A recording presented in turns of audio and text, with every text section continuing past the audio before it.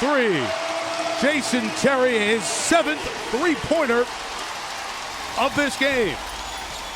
Once you have Jason Terry and you have Kidd in the backcourt, remember now, off the dribble, that's what he told Heather at halftime.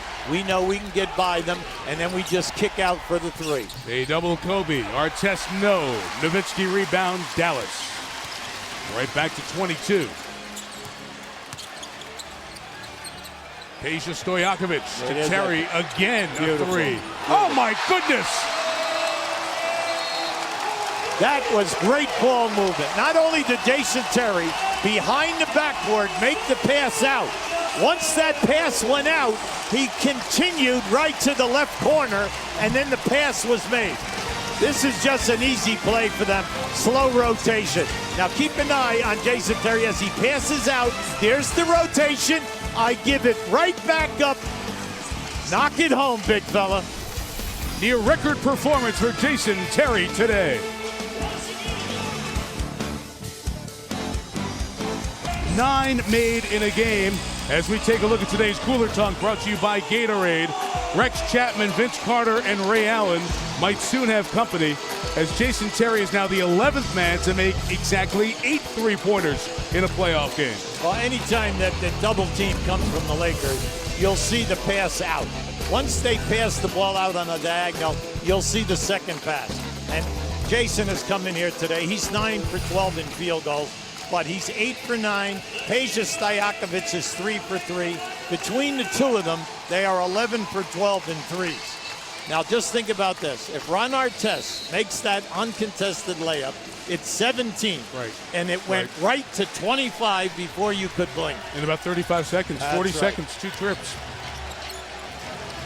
The last man to make 8 threes in a playoff game. Laker fans, you will remember this. It was game 2 at Staples when Ray Allen had the 8 threes, part of his 32 points. Gasol scores inside for the Lakers and narrows it down from what was the largest lead of the game. Well, I like what we saw there. We saw that if you're going to post, you're either going to post Artest in the painted area there, or then also Kobe Bryant. So you can't do that. You can't front a post-up guy and then allow the passer to pass. It's the old story. When you front a defense, you got to jam the passer and turn his shoulder so he can't see that pass. Jason has 28. Gasol has back-to-back field goals for LA. Bynum and Gasol, 5 of 14 combined here. They have not featured Bynum very often in the game. Jason Terry, part of that great group of basketball players, fouled by Odom here on the outside. Part of that great group of basketball players from Seattle, but a bunch of terrific players from out in the Northwest who were coming up at around a similar time. Yes. And his acceptance of this role as a sixth man, won the sixth man award over the last 3 years, has really been such a unique part of playing Dallas, because, as you like to say, it's not always who closes games very often, and he's on the floor. Well, he's always on the floor, and then they play two-man basketball with Dirk Nowitzki. So we know that once you get to the fourth quarter, listen, Jason Terry is the third-rated finisher in the fourth quarter by over 6 points a game, and then right behind him is Dirk Nowitzki. So they have the third and fourth highest guys who score for you in the fourth quarter. His playoff career high is 36. This is the second time he has 29 in these playoffs. Steve Blake in for Derek Fisher. Again, come on, the defense has been good. They're trapping, recovering, forcing the extra pass.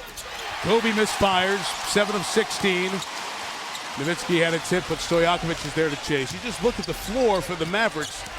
You don't have a ton of guys who've won championship rings, but you have a lot of guys who have been in big playoff games. It's going to be a moving screen on Jason Kidd. His 4th personal foul. We'll see if Rick Carlisle goes to J.J. Barea here. Well, you can't go wrong if you go to Barea, and he's coming right now. When you look at what they have done, it's just been spectacular. When you talk about Stojakovic, Terry, and Barea, at one time here, they were 15 for 19 from the floor.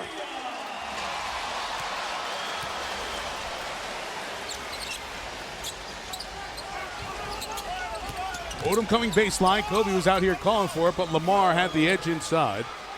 And the Lakers have done a better job getting inside for baskets in this third quarter. Yeah. Well, it's good that they're making that happen, Mike, in a half-court game. But this is the problem right there. See, Jason Terry, also Barea, and Jason Kidd have continually beat the perimeter defense off the dribble.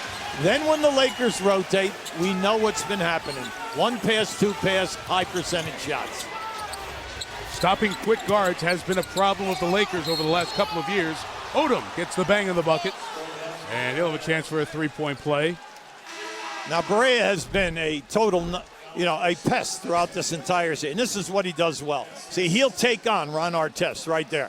Hey, you're going to play me, Artest? Now, he switched off. There's been a lot of switching here in this quarter by the Lakers, and so they're getting a lot of mismatches. Barea sees it right there. Hey, from 22 to 24 feet, I can take Artest to this basket. 2 fouls on Tyson Chandler.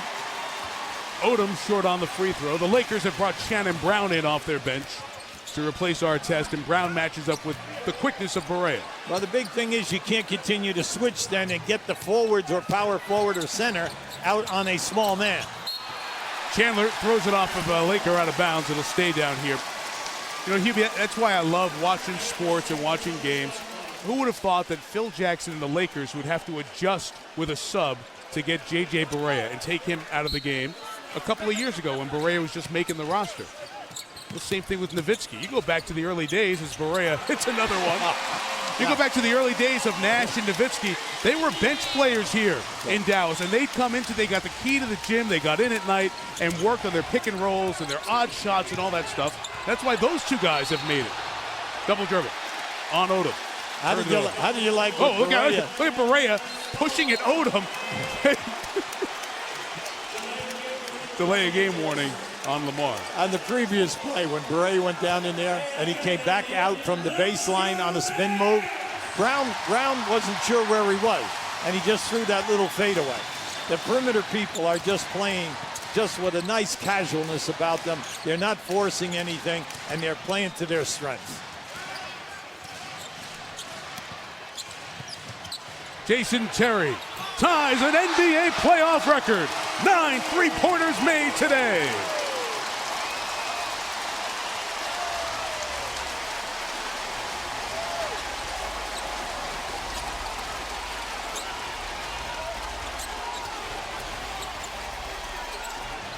Shannon Brown knocks down his three-pointer. You said it before, Hubie. Just look at the score total for the Lakers. Here we are, late third. They're sitting on 57. They just cannot score. Dallas's defense has them a bit solved. See, everyone will talk, and a lot of people will say, hey, Dallas is playing great in this series because of their offense. No, their defense has been superb.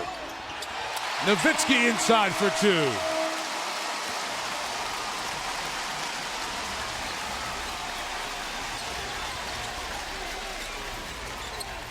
Brown tries to go back-to-back with the threes. Terry on the rebound. Stojakovic at the line. Come on. 15 threes in the game. How about the pass from the left sideline all the way to the right sideline? Odom forces his way inside and will come to the line on the other side of this timeout. The Dallas Mavericks on their way to a 4-game sweep of the 2-time defending champs, and it'll be a Jason Terry memorable game. He tied an NBA record, 9 threes made in a game. The team is 15 of 23 shooting threes, and they're blowing the Lakers out. Wow. ESPN's presentation of the NBA playoffs on ABC, brought to you by Ford, Drive One, and Warner Brothers Pictures' Green Lantern, in theaters June 17. In Major League Baseball, the Phillies tied with Cleveland atop the Major Leagues. That's 8 Eastern over on ESPN tonight. And then Monday night will be Josh Beckett on the hill for the Red Sox against the Minnesota Twins, who had a no-hitter last Monday night. See what happens. Defending champions swept in a best-of-7. The '83 Lakers were swept by Philly in the NBA Finals. And then the Lakers in 89 were swept by the Detroit Pistons, and that Piston group was swept in 91 by the Bulls. Remember, that was the famous walk-off game with the Pistons, and they just kind of walked off without the handshake. 96, the Rockets swept by Seattle in the conference semifinals after their run of titles, and then Miami in 07 was knocked out in the first round by the Bulls. It was a little bit different constitution to that Miami team at that point. Hubie, some may have thought Dallas could win this series. I don't think anyone was thinking it would be a sweep. And Jason Terry has helped make that a big change of scenery in this series. Well, we said coming into this game, you had to appreciate their defense by holding the Lakers to 89 points. You had to appreciate their three-point shooting game, and they proved it here. In this game, they're 15 for 23. Then we also said their bench was so dominant, 37 to 17. That's a 20-plus in the first three games in each game. So they have stepped up and proved it to us in this encounter. And then when you just realize that the Lakers, now Kobe came out smoking. He was 6 for 8 in the first quarter, but since then 1 for 8. Yeah. So there's no one to rally around. But I still maintain, if Artest makes that layup and it goes to 17, the momentum was moving. It's gone from 17 to 29, and it's almost like a heartbeat. They played him even up to that point in the third quarter. You're right, if not a little bit ahead. Jason Terry came back down. Yeah, to travel. He came back down on his spot. That's the first time we have seen a Laker close out a shooter that was in the air, okay? I mean, he got up in there and then he realized that Blake was right out on top of him.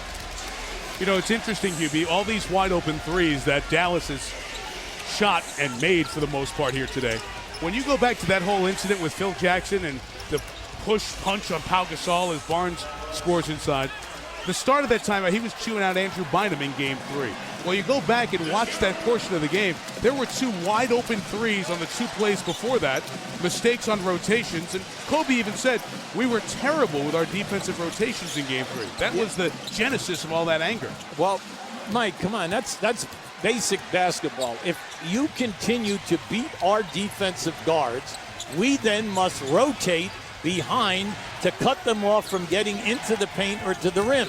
Once that happens, if they kick the ball out to the corner or behind the three-point line, now you're asking guys to get from the paint to the behind the three-point line. And we've just shown it here tonight that the Dallas ball movement has been absolutely beautiful because they're the width of the court, 50 feet. And that's what we mean by perfect spacing. 4.9 the difference, game and shot clock. Deflected away, here's Barnes, a little push at the end of the quarter. No, Stojakovic takes it away. Barea, why not? Everything else has gone in. End of the third quarter. Record-tying performance by Jason Terry, and we could be leading to the final quarter of Phil Jackson's Hall of Fame head coaching career. After 3, the Mavs by 24, and the NBA playoffs on ABC will continue after this message and a word from your ABC station.